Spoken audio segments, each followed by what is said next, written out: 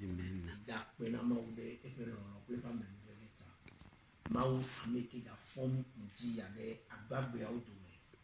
Mau ameke cho zambli bome ya. Epe bobo no paklimi e nti ya e form e gboro le hio pa bale mebe. De e desena abujeje poa. De hununa abujeje para bapoa. Kema form le ya mi form be nya desena abujeje para ba. Hallelujah. Amen. Mawira amesia me ke pongo meleme. Amen. Amen. Amen. Me de kuku mia le do pa bale eta me ton kuku amenilia. Acte chapitre 3 le verset 8. Acte 3 verset 8. D'un bond, il fut debout et se mit à marcher. Il entra avec eux dans le temple, marchant, sautant et adressant des louanges à Dieu. 9. Tout le peuple le vit marcher et louer Dieu. 10. Il reconnaissait que c'était bien celui qui était assis à la belle porte du temple pour demander l'aumône. Et ils furent remplis d'étonnement et de stupeur à cause de ce qui lui était arrivé. Amen. Amen. Hallelujah. Amen. Bida pena mau. Bible agbolobe Pierre papele Jean Fonglia Ogaba idogo tekuno ikenona votruam eyoyona be nue la belle. Dake gbema gbea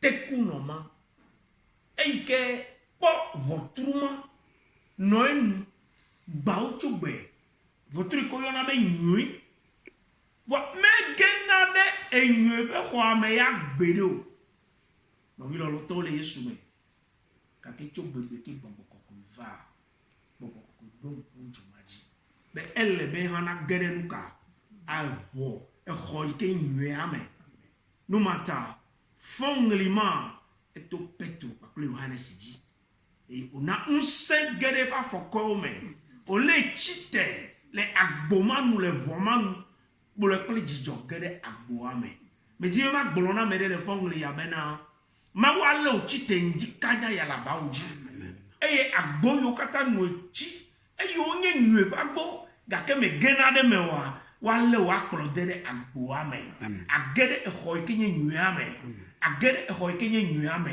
mau agbogokoko ame ike don kuteku no magia e don ku jo le fongli ya eye akpro agere me me di ma gbolo be jide ko na do asio me di ma kade ji no be e wo tai gbogokoko va e wo ame ko ko dana de enwe agbo ga ke me sunasi wo a e gbe fongli ya asu asio le yesu fen ko ame agede me le yesu fen ko ame e gbe fen keke ya e ke akedo to fongli ya e agede keke ame ya anya nkeke nwe na o anya enwe la gbo me e gbe fen keke ya anya nwe na o mau ame won keke ya mau ame ike don kujio mau ame ike vabe no yo kata zi wo do botrumanu e biana noa magabia noa da kenkeke anye dowo wo penkeke e ji wa yirado e wa jeji no ta me jibe ma gboro no ndi ya be fon le tepe ikenele ne na gere bedodo na me hallelujah to na maube e ya gbogbo ko ike don ku teku no maji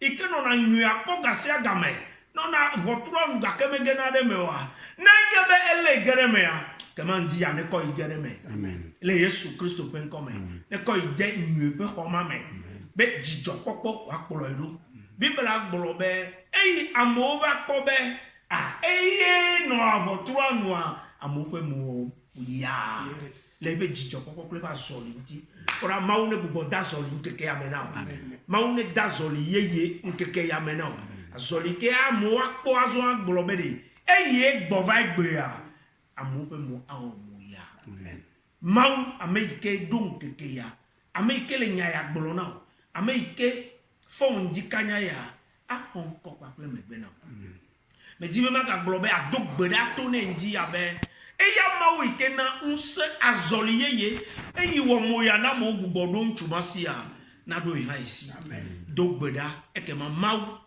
ameke metrona le nwe wo mewa ano megbena eyi nkeke ya azu ya yera nkeke mawu ame trona mura mebo ameke vena menu ameke nona kwakla me ameke yera na me ya anye mawu nkeke ya mena jogo voe pa fogo ya kame patela gbado ndio ngeke ya ajeji no le epenti ko me shalom shalom shalom mawu yera amen amen hallelujah amen me de kuku me dibe mambrona ameke le ya pe gbese ameke segbenye le formule ya be wato gbeda wato tede do pa gbale etawe ton chokupu gban ba se de we velia paple etawe ene chokupu ameni ko iwe velia wato tede oji e wato gbeda abia maube agbosi agbo ike nuechi eye me gena de mewa